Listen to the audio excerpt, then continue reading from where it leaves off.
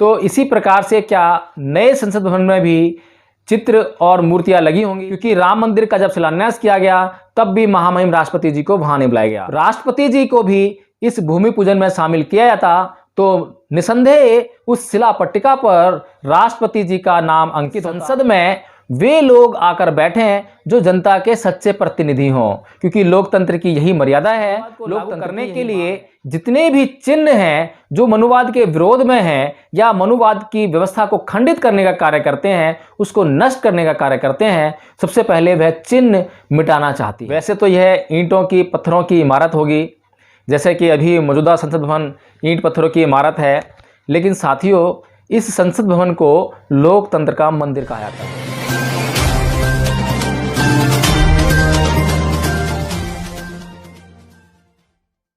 जय भीम, नमो बुद्ध। साथियों किसान आंदोलन के अलावा आज देश भर में जिस बात की सबसे ज़्यादा चर्चा हो रही है वो है नए संसद भवन की। जी हाँ साथियों, जैसा कि हम सभी जानते हैं और जो नहीं जानते हैं वे भी जान जाएं कि जो पुराना संसद भवन है उसको 100 साल पूरे होने जा रहे हैं। जैसा कि हम जानते हैं कि किसी भी बिल्डिंग की जो मियाद है वो 99 साल की मानी जाती है और 99 साल के बाद उस बिल्डिंग को खतरनाक घोषित किया जाता है। उस बिल्डिंग में किसी भी तरह का काम करना या उसमें रहना वह जोखिम भरा होता है।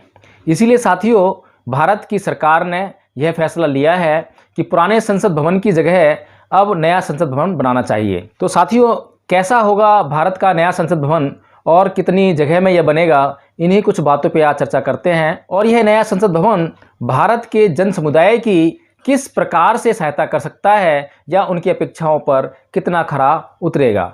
साथियों जैसा कि पिछला संसद भवन 64,500 वर्ग मीटर में बना हुआ था, अब ये जो नया संसद भवन बनेगा यह पहले वाले से 17,000 वर्ग मीटर ज़्यादा जगह में बनेगा। मौजूदा संसद भवन 12 फरवरी 1921 को बना था, जो कि अभी 100 साल पूरे होने जा रहे हैं। इसकी लागत 83 लाख रुपए आई थी और जो अभी नया संसद भवन बनेगा उसकी लागत 971 करोड़ रुपए आने वाली है। भवन भारत का नया संसद भवन 3 मंजिला होगा। इसमें जो पहली मंजिल है वो बेसमेंट की होगी। इसके अलावा 2 अतिरिक्त मंजिल भी होंगी जिसमें लोकसभा और राज्यसभा के सांसद वहां बैठेंगे। और पहली बार इसमें ऐसी व्यवस्था की गई है कि जो सांसद हैं उनके लिए अलग से निजी ऑफिस की व्यवस्था इस संसद भवन में होगी। 40 वर्ग मीटर की जगह हर एक ऑफिस के लिए मिलेगी और ये सारे ऑफिस पूरी तरह से डिजिटलाइज्ड होंगे। इसमें पेपरलेस रखने की इसकी व्यवस्था की गई है। इसमें पेपर पर बिल्कुल भी काम नहीं होगा, सारा काम इंटरनेट कंप्यूटर के माध्यम से ही किया जाएगा। मौजूदा संसद भवन में 795 सांसदों के बैठने की व्यवस्था थी, जबकि नई संसद भवन में लगभग 1224 सांसद बैठ सकेंगे।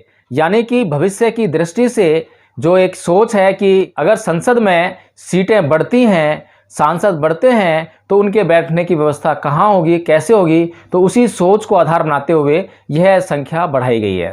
पुराने संसद भवन को नए संसद भवन के परिसर से एक टनल के जरिए जोड़ा जाएगा, यानी कि सुरंग के जरिए उसको जोड़ा जाएगा। जैसा कि बता चुके हैं कि इसकी कुल लागत 971 करोड़ रुपए आने की संभावना है और इसके निर्माण का कार्य टाटा कंपनी को दिया गया है, जो कि अक्टूबर 2022 तक इसका निर्माण पूरा कर सकेगी। जबकि नए संसद भवन का निर्माण होने जा रहा है, तो जैसा कि हम जानते हैं कि पुराने संसद भवन में बहुत सारे चित्र लगे हुए हैं, मूर्तियां लगी हुई हैं, तो इसी प्रकार से क्या नए संसद भवन में भी चित्र और मूर्तियां लगी होंगी? क्या उन्हीं लोगों के चित्र और उन्हीं लोगों की मूर्तियां लगेंगी? तो साथियों इसी बात को आधार बनाते हुए आरटीआई एक्सपर्ट रतनलाल केन जी ने एक आरटीआई लगाई और उसमें यह जवाब चाहा, क्या नए संसद भवन में भी वही मूर्तियां और वही चित्र लगेंगे या कुछ अलग लगेंगे या बिल्कुल नहीं लगेंगे? तो साथियों जवाब आया कि इस बात पर अभी कोई विचार विमर्श नहीं हुआ है। साथियों हम जानते हैं कि यह मनुवादी सरकार है और इसका प्रथम उद्देश्य यह है कि किसी भी तरीके से वह मनुवाद को लागू करे और मनुवाद को लागू करने के लिए जितने भी चिन्ह हैं जो मनुवाद के विरोध में हैं या मनुवाद की व्यवस्था को खंडित करने का कार्य करते हैं, उसको नष्ट करने का कार्य करते हैं, सबसे पहले वह चिन्ह मिटाना चाहती है। साथियों हमें ज़्यादा उम्मीद इस सरकार से नहीं है, लेकिन फिर भी यह उम्मीद करते हैं कि इस देश में जो अभी मनुवादी सरकार है उसके भीतर थोड़ी बहुत जो लाज शर्म बाकी होगी उसको वह यूज़ करके, उसका प्रयोग करके वह उन महान पुरुषों का चित्र और उनकी प्रतिमाएं नए संसद भवन के भीतर भी लगाने का कार्य करेगी। साथियों, जो नया संसद भवन परिसर बनेगा, संभावना यह व्यक्त की जा रही है कि आने वाली जो नई लोकसभा जो कि सन 2024 में चुनी जाएगी, वह इस नई संसद भवन परिसर में बैठेगी और इस देश की जो व्यवस्था वह इसी संसद भवन से देखेगी।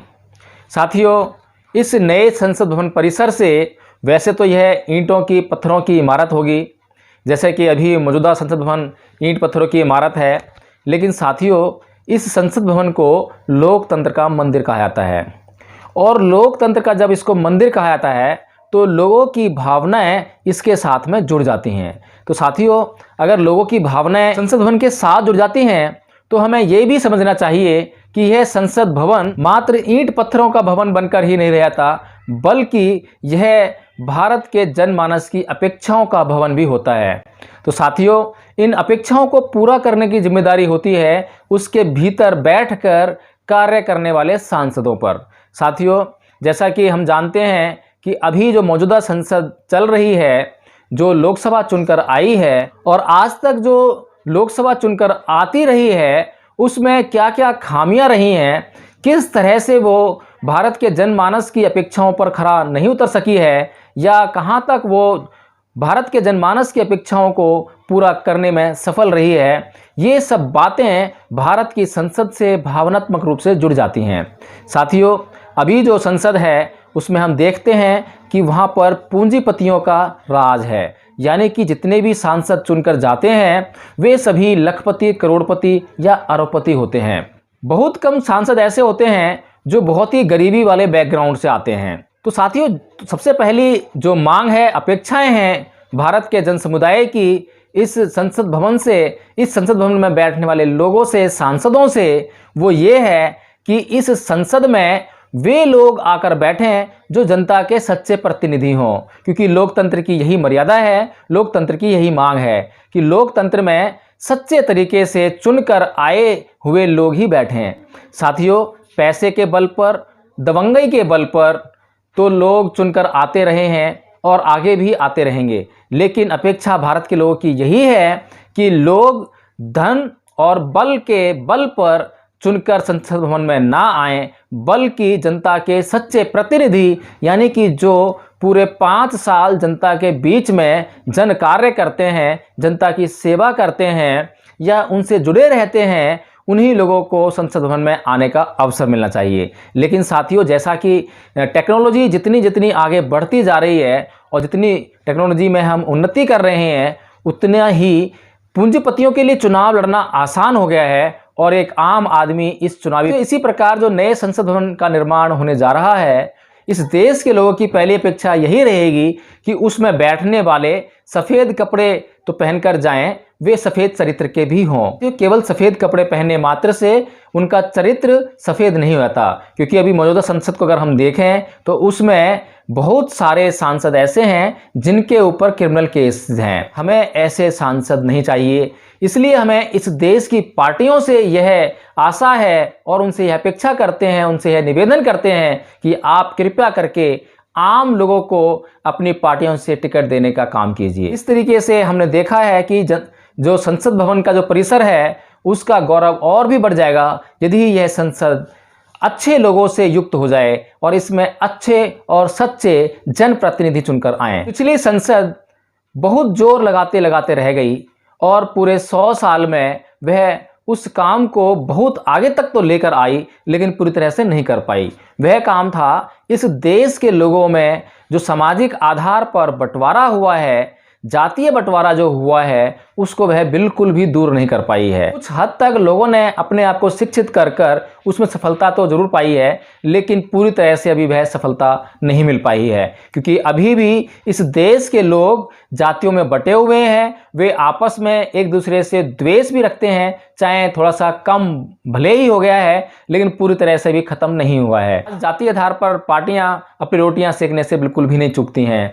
वे जब तक जातियों के आधार पर अपनी रोटियां सेकने का कार्य करेंगी, तब तक यह भारत का जन समुदाय बटा हुआ दिखाई देगा, जातियों में बटा हुआ दिखाई देगा। जब हम बात कर रहे हैं कि अच्छे और सच्चे लोक प्रतिनिधियों की और गरीब लोगों को भी लोकतंत्र में लोक प्रतिनिधि बनने का मौका देने की, तो साथियों यह तब तक संभव नहीं है जब तक कि ईवीएम से यह चुनाव होता रहेगा। अगर इस देश का सर्वोच्च न्यायालय चाहे तो वह लोकतंत्र की मर्यादा की रक्षा कर सकता है। एक तरफ चुनाव का एक ऐसा तरीका है जिस पर इस देश का कोई भी व्यक्ति उंगली नहीं उठा सकता, और दूसरी तरफ वह तरीका है जिस पर लगभग देश की 80% जनसंख्या वह सवालिया निशान लगाती है। इस देश के लोग अक्सर पूछते हैं कि ईवीएम बनाने वाला देश जापान, और जापान में जब चुनाव होते हैं तो वो ईवीएम से नहीं होते हैं, वहां पर आज भी बैलेट पेपर से चुनाव होते हैं। इस देश की सरकार और इस देश का सर्वोच्च न्यायालय इस बात को क्यों नहीं समझता कि जब जापान ने ईवीएम बनाई है तो वह इसका उपयोग क्यों नहीं करता। इस देश में से ईवीएम प्रणाली को निकाल बाहर करेंगे ताकि इस देश में सभी लोगों के विश्वास की रक्षा हो सके और सभी लोगों को यह विश्वास दिलाया जा सके कि आपके पास भले ही पैसे नहीं हैं, आपने भले ही गरीब घर में जन्म लिया है, आप संसाधन रहित बेशक हैं, लेकिन यदि आप जन कल्याण के लिए सोच सकते हैं, जन कल्याण के लिए कार्य कर सकते हैं, तो आपको संसद में आने का सबसे पहले अधिकार है। आपको संसद में सबसे पहले आना चाहिए। तो साथियों, यही है लोकतंत्र की मर्यादा, और इन्हीं कुछ अपेक्षाओं के साथ हम उम्मीद करते हैं कि नए संसद भवन के निर्माण के बाद उसमें चुनकर आने वाली संसद, लोकसभा, राज्यसभा और उसके जो जनप्रतिनिधि वहां बैठेंगे और वो काम करेंगे, वे लोग इन जन भावनाओं का सम्मान करेंगे। जब नए संसद भवन के निर्माण का शिलान्यास कार्य किया गया, जब उसका भूमि पूजन किया गया, तो वह किया गया हिंदू धर्म रीति रिवाजों से। साथियों, हम जिस भावना की, जिस लोकतंत्र की मर्यादा की रक्षा की बात कर रहे हैं, वह संसद भवन के निर्माण के शुरू के दौर में ही घायल होती हमें दिखाई दी है। साथियों, इस देश में केवल हिंदू ही वास नहीं करते हैं, यह देश केवल हिंदुओं से नहीं बनता है। इस लोकतंत्र में केवल हिंदू ही चुने जाने के अधिकारी नहीं हैं। साथियों, इस देश में बहुत सारे धर्म, पंथ और उपासना करने वाले लोग रहते हैं। साथियों, उन सब के अलग अलग विश्वास हैं, अलग अलग आस्थाएं हैं, उन सब का सम्मान किया जाना चाहिए था। किसी भी एक रीति को अपनाकर उन्होंने अन्य रीति वाले लोगों का सम्मान को घायल किया है, उनको एक तरफ पटकने का कार्य किया है। साथियों, इस तरह का कार्य इस सरकार को शोभा नहीं देता। इसके साथ ही एक बात और, जबकि हमने पहले भी कहा था जब राम मंदिर का शिलान्यास और भूमि पूजन हुआ था कि उसमें महामहिम राष्ट्रपति जी को निमंत्रण क्यों नहीं दिया गया, उन्हें क्यों नहीं बुलाया गया। साथियों, इसी तरह से जब नए संसद भवन का शिलान्यास किया गया, उसकी भूमि पूजन की गई, तब उसमें महामहिम राष्ट्रपति जी को नहीं बुलाया गया। साथियों, जैसा कि हम जानते हैं कि महामहिम राष्ट्रपति जी इस देश के सर्वोच्च पदाधिकारी हैं, वे इस देश के सर्वोच्च पद पर आसीन हैं। यदि किसी भी सभा, किसी भी सम्मेलन में प्रधानमंत्री और राष्ट्रपति जाते हैं तो वहां पर सबसे पहले जब सम्मान किया जाएगा तो वह महामहिम राष्ट्रपति जी का किया जाएगा। इसी तरीके से जब शिला पट्टिका लगती है तब उस पर कुछ नाम अंकित होते हैं कि किसके कर कमलों के द्वारा इसका शिलान्यास किया गया। तो साथियों, यदि राष्ट्रपति जी को भी इस भूमि पूजन में शामिल किया जाता तो निसंदेह उस शिला पट्टिका पर राष्ट्रपति जी का नाम अंकित होता कि उनके कर कमलों द्वारा संसद भवन का शिलान्यास किया गया। साथियों, क्योंकि यह संसद भवन भी पहले संसद भवन की तरह 99 साल के लिए निर्धारित होगा। 99 साल तक लोग संसद भवन जाकर उस शिला पट्टिका को पढ़ेंगे और उसको देखेंगे। और साथियों, इस देश में जो अभी वर्तमान सरकार है वह जातिवादी मानसिकता से ग्रस्त है। इस बात का यह बहुत बड़ा उदाहरण है, क्योंकि राम मंदिर का जब शिलान्यास किया गया तब भी महामहिम राष्ट्रपति जी को वहां नहीं बुलाया गया, क्योंकि महामहिम राष्ट्रपति जी दलित समाज से आते हैं और इस देश में जो मनुवादी सरकार है उसको जात पात का बड़ा ख्याल रहता है। तो वह किसी भी तरीके से वह एक दलित को उस शिलान्यास की पट्टिका पर लाना नहीं चाहती है, उसका नाम अंकित करना नहीं चाहती है। जैसा कि हमने देखा था जब संसद ने परम पूज्य बाबा साहेब डॉक्टर भीमराव अंबेडकर के बड़ी मेहनत से तैयार किए गए हिंदू कोड बिल को पारित करने से मना कर दिया था। उसका कारण भी यही था कि हिंदुओं का कानून कोई अछूत कैसे लिखेगा। साथियों, इसी तरीके से इस देश की जो वर्तमान सरकार है वह मनुवादी मानसिकता से ग्रस्त है। उसको अपनी सोच बदलनी चाहिए। हम यह उम्मीद करते हैं कि वह समानतावादी सोच को अपने भीतर धारण करे और नए संसद भवन का जो निर्माण होने जा रहा है, जिसका कार्यभार उनके हाथों में है, तो वे इसमें पवित्रता लेकर आएं और पवित्र मन से इसका कार्य करें और पवित्र मन को लेकर वे न केवल इस संसद भवन का निर्माण करें, बल्कि जो भविष्य में चुनी जाने वाली लोकसभा हो और राज्यसभा होंगी, उसके लोगों का भी पवित्र मन से चुनाव करें, ताकि इस देश के लोगों को एक पवित्र लोकतंत्र के दर्शन हो सकें। पूरी दुनिया में जो अभी महिमा मंडन इस लोकतंत्र का होता है, हमारे देश के लोकतंत्र का होता है, वह और कई गुना बढ़ जाए। जय भीम, नमो बुद्ध साथियों। अपना चैनल, आपका चैनल, समाज का चैनल, देश का चैनल एनबी न्यूज 24/7 को आप लाइक करें, सब्सक्राइब करें और ज्यादा से ज्यादा इसकी वीडियो को शेयर करें, ताकि हर खबर को मैं आप तक आसानी से पहुंचा सकूं।